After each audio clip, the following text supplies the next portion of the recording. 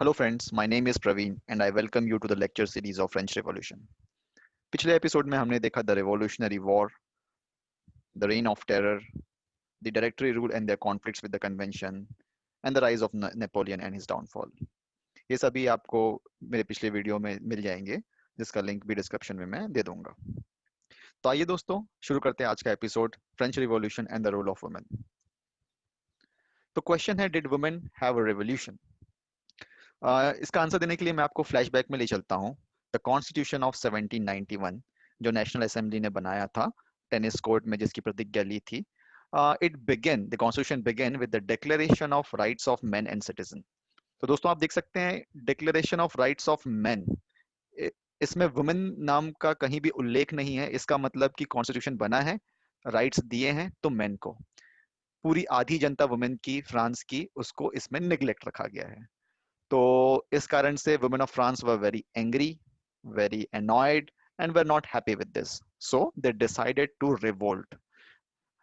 तो why did they revolt? क्या कारण थे उनके रिवोल्ट करने के, ये हम देखते हैं। But ultimately they wanted to pressurise the government to introduce measures to improve their lives, क्योंकि उनकी लाइफ इतनी हार्डशिप से भरी हुई थी और उन्हें कोई बेनिफिट भी नहीं मिल रहा था इस कॉन्स्टिट्यूशन के कारण। इसलिए दे डिसाइडेड टू रिवोल्ट।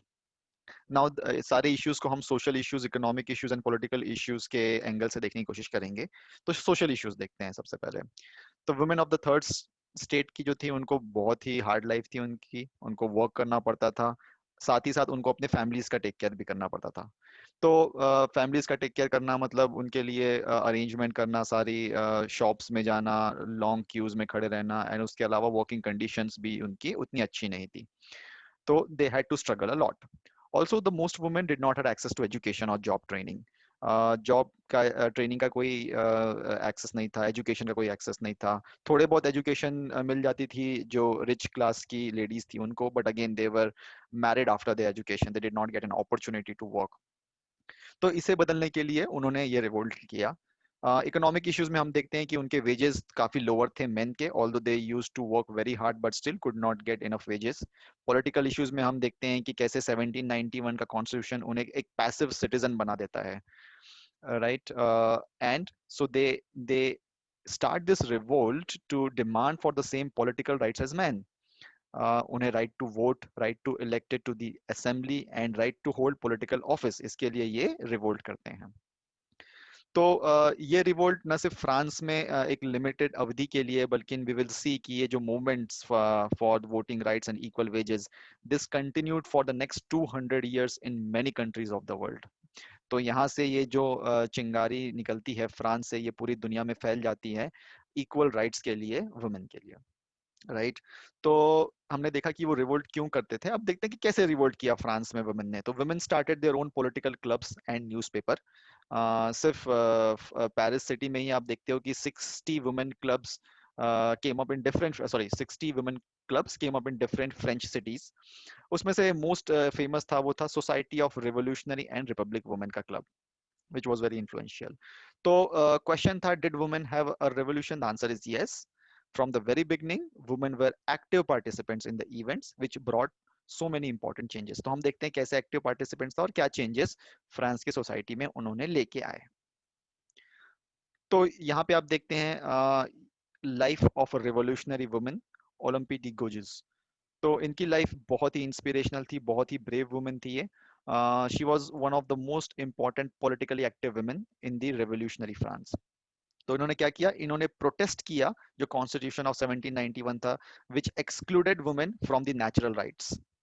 और इन्होंने एक खुद डिक्लेरेशन लिखा, which was declaration of rights of women and citizen, जो उन्होंने एड्रेस किया क्वीन को, नेशनल असेंबली को, और डिमांड की कि वो इन पे एक्ट करे। बट जैसा कि हम जानते हैं कि हर demands were not fulfilled. But जब जैकोबियन गवर्नमेंट आती है बाद में 1793 में, ये मैडम उन्हें क्रिटिसाइज करती हैं, क्योंकि जो भी पॉलिटिकल क्लब्स इन्होंने स्टार्ट किए थे वुमेन ने अक्रॉस दी फ्रांस, वो क्लोज डाउन कर दिए जाते हैं जैकोबियन गवर्नमेंट द्वारा। इसलिए she criticise the Jacobian government, and as we know the reign of terror, right. तो she was charge with treason and later on executed. तो such a brave women she was. तो देखते हैं कि इनके जो declaration of rights of women and citizen है, उनके क्या राइट्स है। तो देखते हैं क्या राइट्स है इसमें डिक्लेरेशन में। तो first is women is born free and remains equal to man. So सबसे important that equality, natural rights जो मिले हैं सबको, वो वुमेन को भी मिलना चाहिए। एंड जो इन्होंने पॉलिटिकल क्लब्स बनाए थे which was nothing but a political association, उसका ऑब्जेक्टिव यही था कि preservation of natural rights of women, जो राइट टू लिबर्टी है, प्रॉपर्टी, सिक्योरिटी एंड सबसे इंपॉर्टेंट रेजिस्टेंस टू ऑपरेशन, ये इन्हें मिलना चाहिए। फिर इनका थर्ड था कि source of all sovereignty resides in the nation which is nothing but the union of man and women. तो सोवरेनिटी आई थिंक आप जानते होंगे कि किसी भी कंट्री का जो डिसीजन लेने का पावर होता है विदाउट एनी एक्सटर्नल इन्फ्लुएंस, उसे कहते हैं सोवरेनिटी। एंड ये कहाँ से मिलती है, इसका सोर्स क्या है? इसका सोर्स है people, and people comprises of main and women both, right? तो आप इनफैक्ट अगर आप इंडिया का प्रीएम्बल भी देखते हैं तो it starts with we the people of India solemnly resolved to constitute India into a sovereign republic, right? तो पावर कहाँ से आ रही है? पावर आ रही है पीपल ऑफ कंट्री से। तो सिमिलरली इनका ये था कि it should come from the union of main and women. Next is the law, जो भी क्रिएट होगा it should be expression of general will, right? तो मेन एंड वुमेन दोनों पार्टिसिपेट करना चाहिए इस एक्सप्रेशन में। It is not just that कि मेल ने सारे लॉज बना दिए एंड इम्पोज कर दिए मेल एंड फीमेल पे, it's not a correct way, right? तो नेक्स्ट इनका था कि मेन एंड वुमेन सिटीजन्स दोनों भी इक्वली एंटाइटल होने चाहिए सारे पब्लिक एम्प्लॉयमेंट के लिए based on their talents. And last but not the least which is very very important, कि इन्होंने कोई एक्सेप्शन नहीं मांगा वुमेन के लिए। शी सेड कि women like man obey this rigorous law. तो अगर वुमेन को दोषी पाया जाता है तो उन्हें भी वही सजा मिलनी चाहिए जो मेन को मिले, विच वाज वेरी वंडरफुल। सो आप देख सकते हैं इनकी दूरदर्शिता और इनका करेज जो इन्होंने अपने डिक्लेरेशन में रखा है। तो देखते हैं हम कि आखिर ये रिवोल्यूशन से वुमेन को क्या मिला और क्या नहीं मिला। तो रिवोल्यूशनरी गवर्नमेंट जो आई थी उन्होंने काफी लॉज बनाए to improve the lives of the women, जैसे कि creation of state schools, schooling compulsory कर दिया गया गर्ल्स के लिए, मैरिज को एज अ कॉन्ट्रैक्ट रखा गया जिसमें women are free to give their consent, divorce को लीगल बनाया गया ताकि ये दोनों मैन एंड वुमेन के लिए इक्वली एप्लीकेबल हो। तो हम देख रहे हैं कि कहीं ना कहीं उन्हें राइट्स दिया गया है, उन्हें एक से दिया गया है इंपॉर्टेंट डिसीजन मेकिंग में। women could now train for jobs, so unko train they could get this opportunity to become artist or run a small business, which is also very good considering the economic independence.